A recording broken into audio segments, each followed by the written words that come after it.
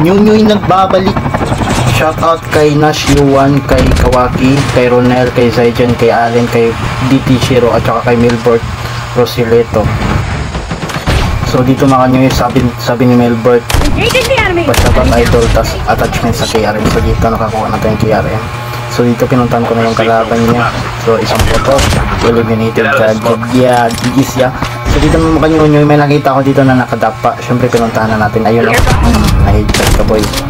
Na-headshot ka boy. So dito bilanggo tayo, aray ko. Syempre hindi tayo atras. Shockwave muna tayo ya, tapos tamang healing lang. Balikan natin yung bumunggo sa atin. So ayun, tinutukan na natin ng 8117 labarin. Knockdown ka boy, tapos punta na natin niya.